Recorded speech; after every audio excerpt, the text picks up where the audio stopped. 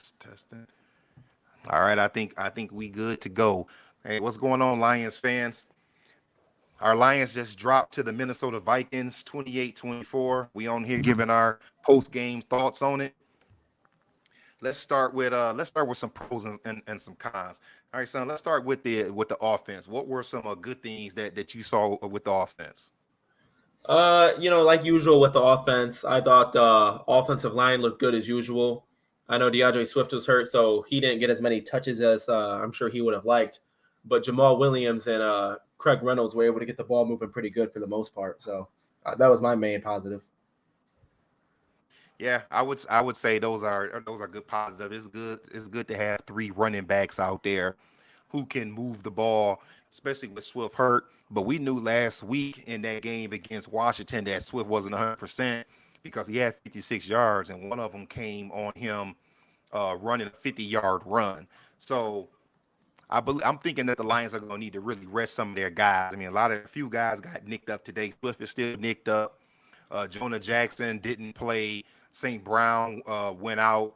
Josh Reynolds in the fourth quarter limped off the field. So injuries are plaguing the Lions on offense. Now, what are some cons? What are some things that we saw negative on the offense? You can go. You can go first. Uh, in my opinion, the main negatives on the offense would be sometimes I would say they look really explosive and they look like they could be like one of the best offenses in the league. And then sometimes I think they look confused. I think there'll be like miscommunications. So I think them just looking unorganized sometimes and like disorientated can make them. I think that'll be their biggest negative. Real, that's true. That's all true. One thing I will jump back to another positive that I like is that the Lions' offense actually looks disciplined. I didn't see a bunch of offsides like they have done in the past, jumping off sides. They seem very disciplined, but I just believe that it was a few miscues that kind of hurt them down the line. Now, let's talk about the defense. Let's do some pros and cons on the defense. On the defense, I suppose a pro would be Jeff Okuda. Jeff Okuda looked good. A lot of times he was going one on one with Jefferson. What pros did you see on the defense? Ooh, on the defense, my main pro was you already brought him up. Our guy Jeff Okuda, he was really looking good on Justin Jefferson. I think Jefferson, I really didn't even notice him out here. I think he had like 3 receptions for like less than 20 yards. Uh, some other pros would Hmm. be sometimes I would say as the game went on, the run defense started to tighten up a little better, especially once Dalvin Cook had that butt fumble. Hmm. No, that's true. That's true. Um, I think I thought that the Lions did a decent job getting a pass rush. To be honest, I think the only sack, maybe the only sack of the whole game, was Anzalone coming in pretty much clean on Kirk Cousins. But I didn't really see the D line getting a ton of pressure. I mean, Charles Harris had a clean look one time, but I think getting a little bit more pressure on the quarterback would help. I thought that they did a pretty good job stopping the run, but a Warrior to me, let's get to the cons, was probably the biggest con on defense with all those holding penalties. How many did he end up with? Yeah, I agree. I think shoot, he might have had 6, and the team only had like 10 penalties in total. So I know he for sure had at least over half the team penalties. Yeah, he did. He did. I agree. He had, you're right, 5 or 6.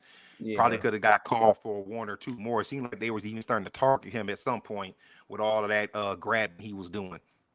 All right, well, let's touch on the game. Let's go by halves. The first half, the Lions are up 14 nothing. They jump out. They are putting it on the Minnesota Vikings, but then the Vikings begin to creep back in the game. As I was saying to you a little bit earlier, I think that the turning point was that 4th and 2 in the second quarter when Coach went for it. I think we were like on our own 48 instead of him punting it. Look, it's good to be aggressive, but I think that that's where our boys messed up at because Minnesota was kind of already starting to get some momentum, and it didn't help that we didn't get that 4th and 2, and then they pretty much had great field position and scored. What did you think about the first half? I would agree with that for the most part. I thought the first half looked pretty good. I think the offense still misses opportunities that they could be scoring on. So I would say that's my main issue with them in the first half. I think also in the first half the defense really looked good in the first half too. Oh, that reminds me. Is the first half when Josh Reynolds was wide open down the field, but he slowed down because he didn't think the ball was coming his way? Or was that the Yeah. second half? I didn't remember if that was at the end of the Yeah, I don't remember first either. or if it was at the beginning of the second. Got you. Right. Well, yeah, I agree. Second half comes out, they get pretty much a quick three and out on the Vikings because the Vikings, did receive the ball, and then the Lions move down the field and score again. The second half is where the game was lost. I don't know if it was miscues on defense. I don't know if it was terrible coverage, but I felt that the Lions need offense needed to close the game out. Aaron, I think that I don't want to put it. Well, I'm sorry. Let me jump. Let me jump to the kicker. He missed two kicks, right? So that would have gave us 6 points. So I agree with something that one of the commentators was saying because the Minnesota kicker and our kicker Siebert both missed kicks wide right. He said that the one of the announcers said that he thought it might be due to the fact that Minnesota had the sides open and that breeze was coming in because it is weird that the kicks kept selling to the right. So it Right. could be that could be why they missed the kicks. But the point is that our guy missed two kicks that I guess if you want to look at it would have at least tied the game because if he'd have made his two, we'd have had 30 points. And if the Vikings, well, I guess if you want to play the game like that in the game, the Vikings still would have won, but Yeah. because that would have gave them 34. If he'd have made both his kicks, the kicking did play a factor, and I understand that kicking is hard. It's not as easy as sometimes we think it is, but the kicking still played a factor in it. But the Lions needed to call some plays to put their foot on Minnesota's throat. I thought in that second half to run the clock down, especially in the fourth quarter. What do you think they could have did better in the fourth quarter to close the game out? Well, my main problem is, like I was kind of saying in the first half, the offense sometimes will look red hot, and then sometimes they'll look just flat. Like they had two opportunities, I think, at the to pretty much put the game away, and just couldn't get it done, and that just puts more pressure on your defense. So that's what I think they made. Exactly. Yeah. Exactly. So what they could have done is that yeah, that's what they needed. The offense needs to get to a point to where they can close the game out.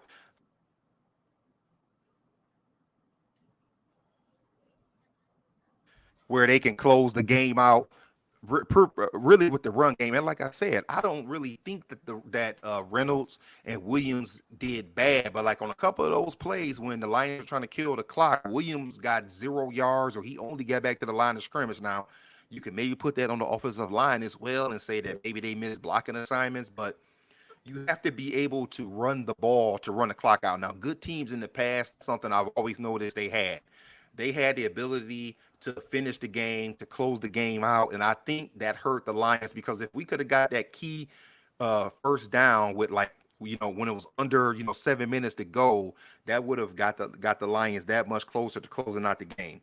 What Yep. would be your conclusions and thoughts for the way the game ended and going forward?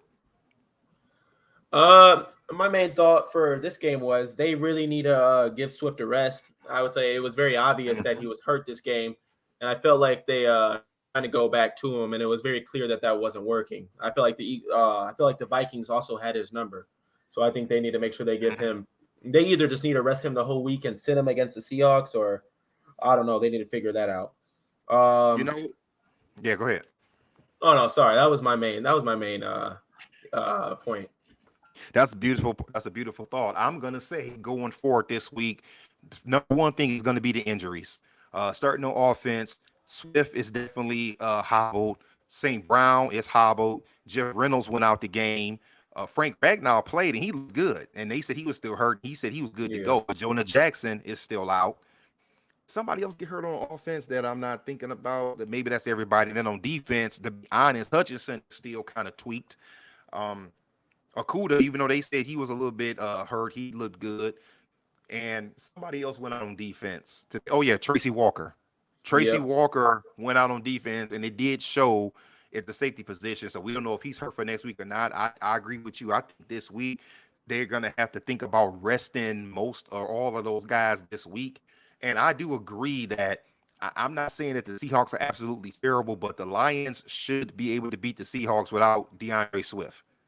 I think if you can rest him this week, you rest him against the Seahawks, and you get him ready for the Patriots the next week. My other closing thought on defense, Aaron Glenn, I agree with what something one of the announcers said. Aaron Glenn is going to have to decide with Aurorier what he's going to do because today was just not a good day for him. He was holding. I don't know. He just didn't look like the guy that we thought at the end of last season. He just I don't know. He just looks like he's losing it. Yeah, You he know, completely fell apart. Yeah, it did. And at some point you would think that it had to be in his head as much holding as he was doing. So that's what I think going forward. So let's get some early predictions, and maybe we'll get together later this week and do a pre-show for Seattle. What do you think? I know this is 7 days early, but what do you predict should happen next week against Seattle? Well, my prediction next week for Seattle will be, I know they have Geno Smith at quarterback, so he should be. I mean, I know he's not on the same level as Kirk Cousins. I mean, Kirk Cousins looked all right today. Uh, I hope that Aiden Hutchinson can get back there some more. I think if we can get the Aiden Hutchinson we had against the Commanders from last week, and we can keep getting that good pressure, then the Lions should be okay.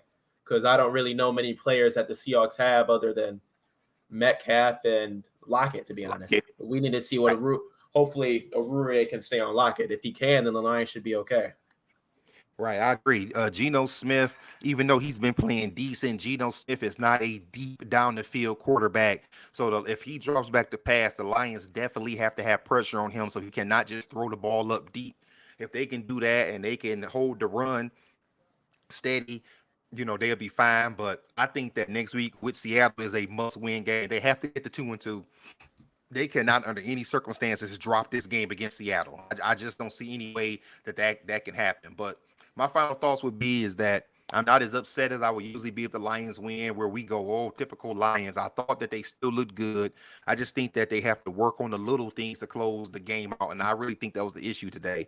I don't necessarily want to put it all on the kicker or necessarily put it all on the coach. I just think there was a combination of maybe all of those things. The coach, some of the coaching calls, the kicker, a warrior on defense, and some of the miscues on offense. That's what I'll say. What's your any more final thoughts? No, I honestly would pretty much agree with that. I just think the Lions really need to bring it all together next week against the Seahawks so they can keep this momentum going. All right. All right, Lions fans, that's pretty much it. That's our thoughts. Week 3, loss to the Minnesota Vikings, 28-24. We see y'all next time. Peace. Peace.